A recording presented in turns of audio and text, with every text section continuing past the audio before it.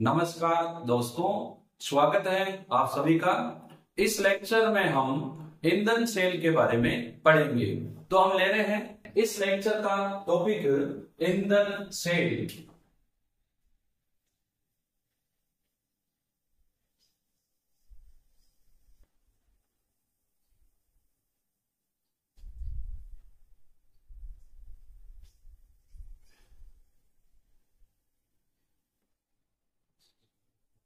देखो, ईंधन की जब हम बात करते हैं तो कोई भी ईंधन जो है वो हमें दहन ऊर्जा देता है।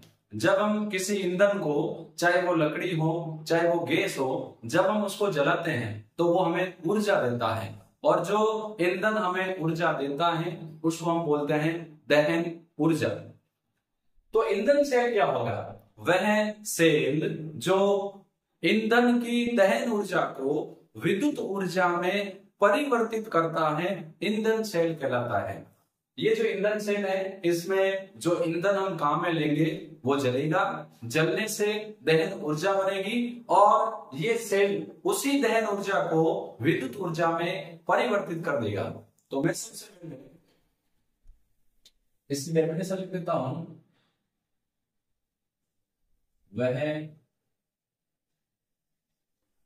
सेल जो ईंधन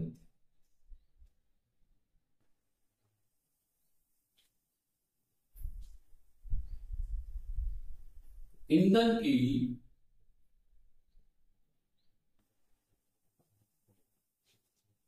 दहन ऊर्जा को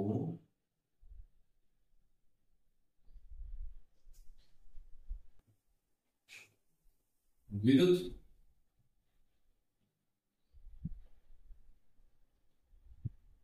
ऊर्जा में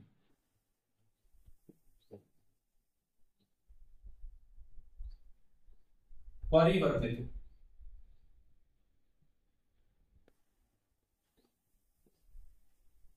करता है, क्या कहलाएगा? ईंधन सेल। ईंधन सेल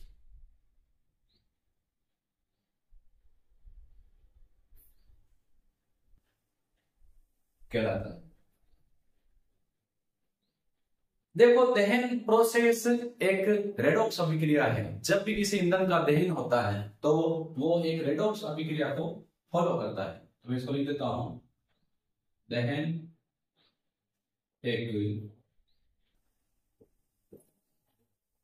रेडॉक्स रिएक्शन है।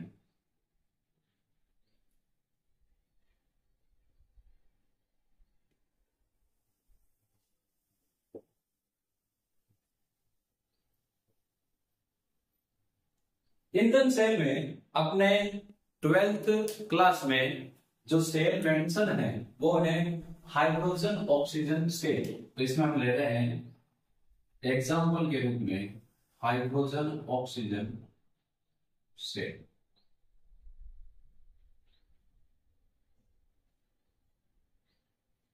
हाइड्रोजन ऑक्सीजन सेल में फर्स्ट ऑफ ऑल हम बात करते हैं इलेक्ट्रोड की। इसमें दो इलेक्ट्रोड होते हैं, एक एनोड एक कैथोड। जैसी बात है, दो नहीं है। जो इलेक्ट्रोड है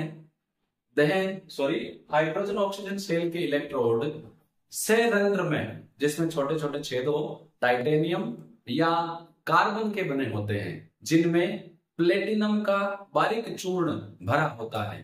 प्लेटिनम इनमें उत्प्रेरक का कार्य करता है। फिर वैद्युत अपघट्य के रूप में हम या तो अम्लीय या क्षारीय जल का उपयोग करते हैं।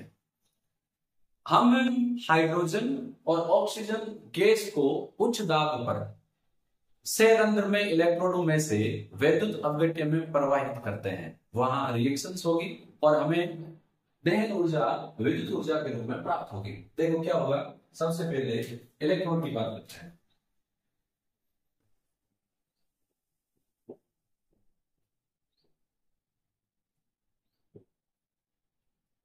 इसमें यानी हाइड्रोजन ऑक्सीजन दहन ईंधन सेल में संयंत्र में सेरंध्रमय का मतलब है बिल्कुल छोटे छोटे छेद। टाइटेनियम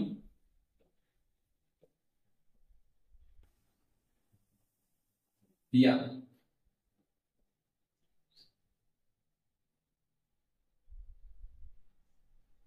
कार्बन के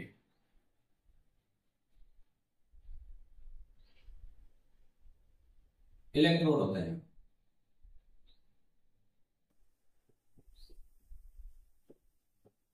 ये जो इलेक्ट्रोड है सेरंध्र में, इसमें क्या होता है, इनमें प्लेटिनम का बिल्कुल बारीक चूर्ण, प्लेटिनम का महीन चूर्ण भरा होता है।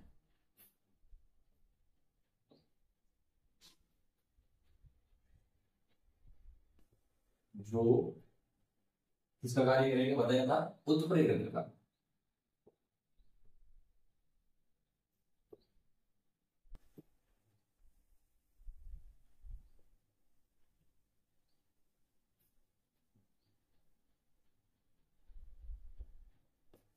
वैसे तो बेटे क्या होगा,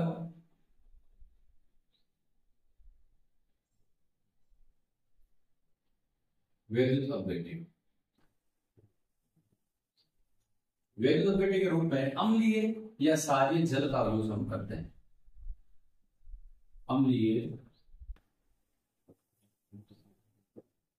या क्षारीय जल का उपयोग हम करते हैं। देखो पहले मैं आपको इस सेल का यहाँ डायग्राम बना के बताता हूं, फिर हम बात करेंगे आगे, क्योंकि डायग्राम जब हम बनाएंगे तभी अपने समझ में आएगा कि चीज क्या है।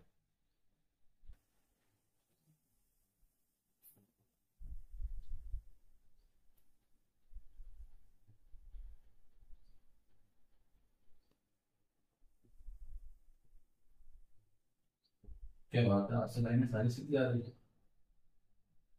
बस नजर ना लगे तो किसी की वजह पर ये आसमान में हरी।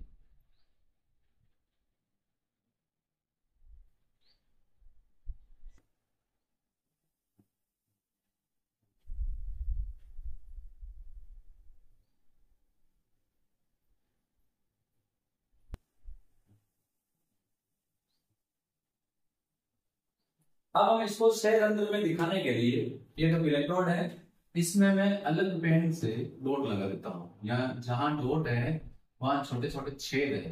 रंध्र का मतलब छेद ही होता है, जैसे पादपों में रंध्र पाए जाते हैं, ऐसे ही मैंने इसमें छोटे छोटे छेद करने के लिए अलग कलर का मार्कर यूज किया। यहां से हम डालेंगे ऑक्सीजन, यहां से हम डालेंगे हाइड्रोजन। ठीक है, वायर लगा देते हैं कनेक्शन। ये जो है बीच वाला पार्ट है, इसको मैं अलग मार्कर से निकाल देता हूं। यहां हम लेते हैं वैल्यू क्वांटिटी।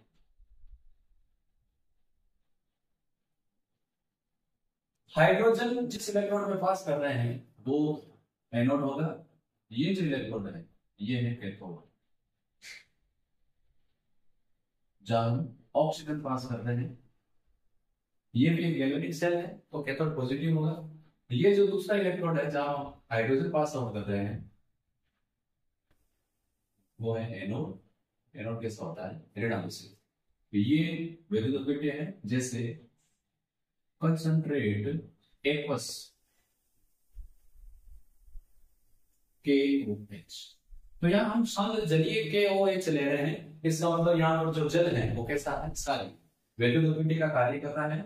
और ये जो मैंने बनाए हैं बीच में, ये है इलेक्ट्रोड। बात कर चुका हूं मैं पहले ही, ये टाइटेनियम या कार्बन के बने होते हैं। और इलेक्ट्रोड मैंने आपको मेंशन करके बताया, बाकी इसको लिखने की नीड नहीं है। लिखने की नीड क्यों नहीं है, क्योंकि ऊपर हम मेंशन कर चुके हैं एनोड और कैथोड, समझाने के लिए मैं बताया। इस रिएक्शन में हम देखेंगे कि जो सेल रिएक्शन करेगा तो इसमें जल बनेगा, तो ये जल के लिए आउटलेट है, जल की वाष्प यहां से बाहर निकल जाएगी। अब देखो एनोड पर हम हाइड्रोजन गैस पास कर रहे हैं, ये हाइड्रोजन कैथोड पर ऑक्सीजन गैस पास कर रहे हैं, उच्च दाब पर प्रवाहित की जाती है। ये गैस इस रंध्र युक्त इलेक्ट्रोड से बाहर निकल के कहां आएगी, विद्युत उत्पत्ति में। ऑक्सीजन गैस भी हाई प्रेशर पर इस टाइटेनियम या कार्बन के इलेक्ट्रोड को पास करके कहां आएगी, विद्युत उत्पत्ति पर। तो इसको हम यूं बोलते हैं कि हाइड्रोजन ऑक्सीजन गैस को उच्च दाब पर इलेक्ट्रोडों में से विद्युत अपव्यय में प्रवाहित करते हैं। तो इसी को मैं लिख रहा हूं, हाइड्रोजन व ऑक्सीजन गैस को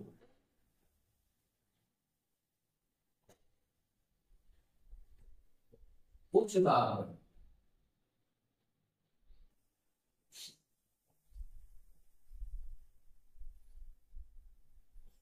इलेक्ट्रोडों से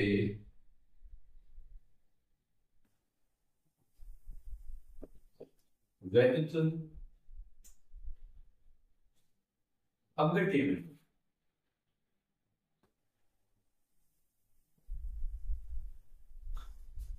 प्रवाहित करते हैं। यह एक इंपॉर्टेंट फैक्ट है कि इसमें प्लेटिनम उत्प्रेरक का कार्य करता है। ये आप अच्छे से मेंशन कर लें, एमसीक्यू में पूछा जा सकता है। अब देखो बात करते हैं रिएक्शन की।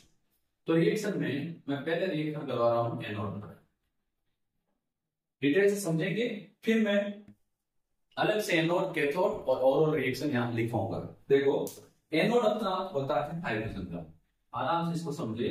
एनोड पर ऑक्सीकरण होता है, तो जब हाइड्रोजन का ऑक्सीकरण होगा तो ये देगा H+ और साथ में देगा इलेक्ट्रॉन। H2 है, बैलेंस करने के लिए 2 से गुणा कर दो, तो H2 H+ के रूप में ऑक्सीकरण हो गया। अब क्योंकि यहाँ पर ये रिएक्शन क्षारीय माध्यम में हो रही है, क्योंकि हम यहाँ ले रहे हैं संघ जलीय KOH, तो क्षारीय माध्यम में होने वाली अभिक्रिया को बैलेंस करने के लिए जितने H+ हैं उतने ही दोनों तरफ हाइड्रोक्साइड आयन जोड़े जाते हैं। इलम्त का चैप्टर था अपचयोपचय अभिक्रिया, रेडॉक्स रिएक्शंस, उसमें आपने पढ़ा होगा आयनिक अभिक्रियाओं को संतुलित करना। तो जितने H+ हैं उतने ही दोनों तरफ OH- जोड़े जाते हैं। तो H+ कितने हैं, 2, तो हम क्या करेंगे, इस तरफ 2 जोड़ देंगे OH और इस तरफ भी जोड़ देंगे 2 OH। तो क्या होगा, ये H2 है प्लस 2 OH हमने यहां जोड़े हैं। ये अभिक्रिया करके देखो, 2 H+ 2 OH-, ये सब जुड़ेंगे तो बन जाएंगे 2 जर्गियम और 7 में कितने इलेक्ट्रॉन। तो ये रिएक्शन है एनोड वाली, कोई दिक्कत नहीं होगी। रिएक्शन बात कर रहे हैं कैथोड वाली।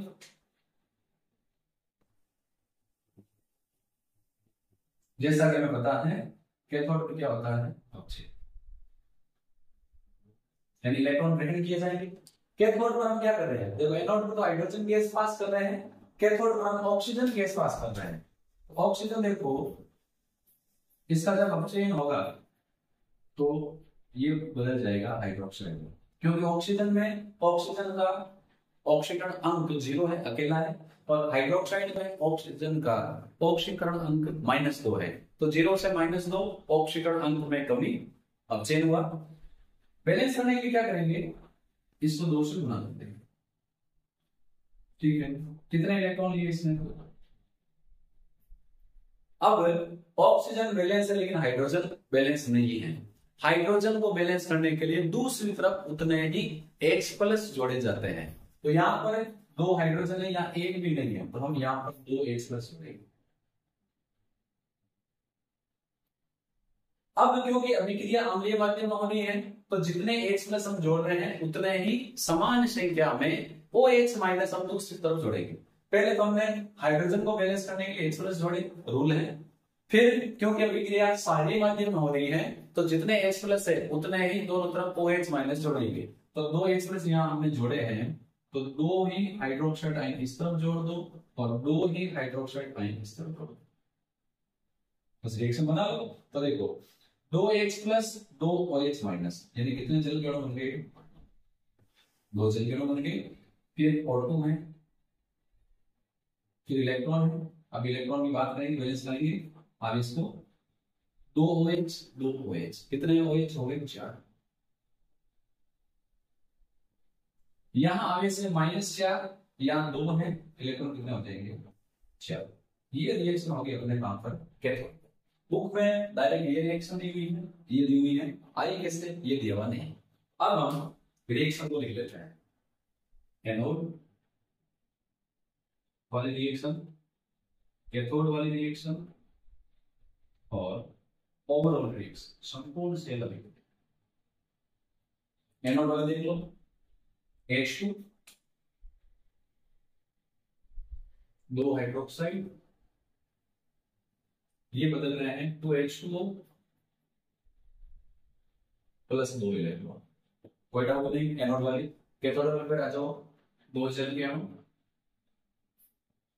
Oxygen, 4 electron, 4 OH minus. अब इन दोनों को हम जोड़ देंगे, जोड़ने पर हमें मिल जाएगी संपूर्ण सेल अभिक्रिया। देखो जोड़ेंगे तो अब जब हम दो अर्ध अभिक्रियाओं को जोड़ते हैं तो दोनों में इलेक्ट्रॉनों की संख्या समान होनी चाहिए। यदि इलेक्ट्रॉन समान नहीं है तो दोनों अभिक्रियाओं को ऐसी संख्या से गुणा करते हैं कि इलेक्ट्रॉनों की संख्या समान हो जाए। तो यहाँ पर इलेक्ट्रॉन 2 है, यहाँ इलेक्ट्रॉन 4 है, तो ऊपर वाले समीकरण हम 2 से गुणा करेंगे। 2 से गुणा करते हैं, 2 बटे 4 और 4 इलेक्ट्रॉन कट गए। ये 4 हाइड्रोक्साइड आयन है, ये 2 है, 2 को 2 से गुणा करके रखा है, 4 हाइड्रोक्साइड आयन हो गए। तो ये 4 हाइड्रोक्साइड से 4 हाइड्रोक्साइड कैंसिल, बचा H2, 2 से गुणा है तो 2H2 प्लस यहाँ देखो 2 जल के अणु है और यहाँ 2 जल के अणु को 2 से गुणा कर रखा है, तो 4 हो गए। 4 जब 2 से कैंसिल होंगे तो बचेंगे कितने? 2। तो ये देखो H2 को 2 से गुणा कर रखा था, 2H2, फिर ऑक्सीजन एक ही है। ये रिएक्शन कर रहा है, 2 जल के अणु कट गए। अब यहाँ 2 को 2 से गुणा कर रखा था, 4 था, 4 में से 2 गए, कितना बचे? 2। ये H2, ये इस ईंधन सेल की संपूर्ण सेल अभिक्रिया। अब देखो इसमें जो ये जल वाष्प निकल रही है इसको हमने यहां से निकालने के लिए आउटलेट बनाया हुआ है। इस ईंधन सेल का उपयोग यह सेल लगातार ऊर्जा देता रहता है और कोई भी अपशिष्ट पदार्थ यहाँ नहीं बच रहा है, केवल जल बच रहा है, कोई अपशिष्ट नहीं है। तो क्योंकि ये सेल लगातार ऊर्जा देता है और कोई भी अपशिष्ट नहीं बचता, इसीलिए इसका उपयोग अंतरिक्ष यानों में किया जाता है। सर्वप्रथम ईंधन सेल का उपयोग अपोलो अंतरिक्ष यान में किया गया था। किसमें? विद्युत ऊर्जा उत्पन्न करने में। तो सर्वप्रथम इसका उपयोग अपोलो अंतरिक्ष यान में विद्युत ऊर्जा उत्पन्न करने में किया गया था और निकलने वाले जल वाष्प को, ये जो जल वाष्प है, इसको संघनित करके द्रव में बदला गया और अंतरिक्ष यात्रियों ने इसे पीने के पानी के रूप में उपयोग में लिया। तो मैं इसको यहां ऐड कर देता हूं, यह है सेल लगातार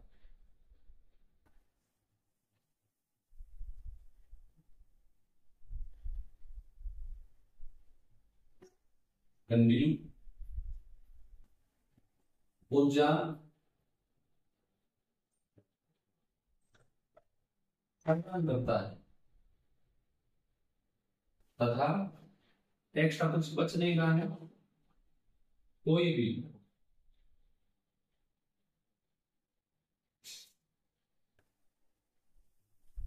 अवशिष्ट नहीं बचता है।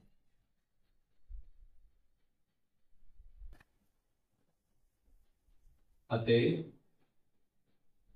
इसका उपयोग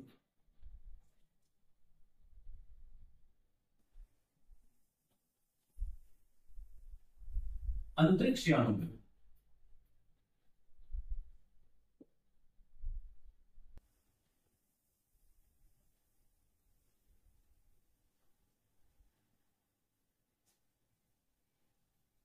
विद्युत ऊर्जा के लिए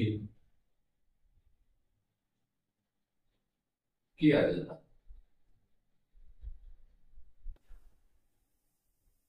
क्योंकि जब ये सेल वर्क करेगा तो विद्युत ऊर्जा देगा। थोड़ा सा बोर्ड को इरेज करते हैं, फिर आगे की लाइनें लिख पाता हूं।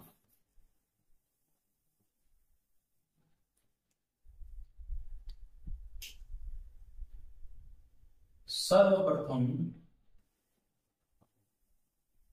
सबसे पहले इसका उपयोग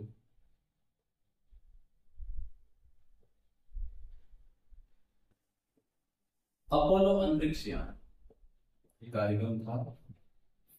अपोलो अंतरिक्ष यान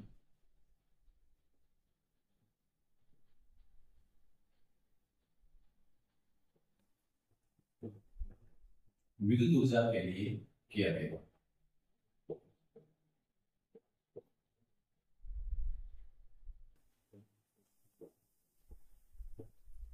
ये लिखना चाहो लिख लो। इसमें बनने वाले जल वाष्प को संघनित कर अंतरिक्ष यात्रियों ने पीने के पानी के रूप में यूज किया। ये जो जल वाष्प है इसको अंतरिक्ष यात्रियों ने ठंडा किया, ठंडा करने से ये द्रव अवस्था में आ गया, बन गया पानी, और उसी पानी को अंतरिक्ष यात्रियों ने पीने के लिए काम में लिया। तो कितना इसका इंपॉर्टेंस है। ये अंतरिक्ष यानों को विद्युत ऊर्जा प्रदान कर रहा है, और इसके अलावा इससे जो रिएक्शन से जो जल वाष्प बन रही है उसका उपयोग पीने के पानी के रूप में किया जा रहा है।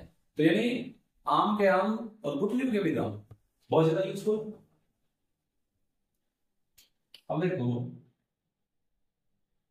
आपको ये जो हाइड्रोजन ऑक्सीजन सेल है, इसके अलावा यदि हम अन्य ईंधन की बात करें, अन्य ईंधन का मतलब है हाइड्रोजन ऑक्सीजन के अलावा अन्य ईंधन स्रोत क्या है। तो हाइड्रोजन ऑक्सीजन के अलावा अन्य ईंधन के रूप में हम कहां में रह सकते हैं, मीथेन, एथेन और प्रोपेन। इनका यूज हम हाइड्रोजन ऑक्सीजन के स्थान पर ईंधन के रूप में कर सकते हैं। इस सेल की वर्किंग कैपेसिटी जो है वो लगभग 70 to 80% होती है, और यदि हम कई सेलों को आपस में जोड़ दें तो इस सेल से लगभग 1 किलोवाट तक की विद्युत धारा बनाई जा सकती है। तो यहाँ पर अपने ईंधन सेल वाला टॉपिक समाप्त होता है। हम नेक्स्ट वीडियो में इस चैप्टर का लास्ट टॉपिक संक्षारण, कोरोजन के बारे में पढ़ेंगे। हम फिर मिलेंगे नेक्स्ट वीडियो में। धन्यवाद।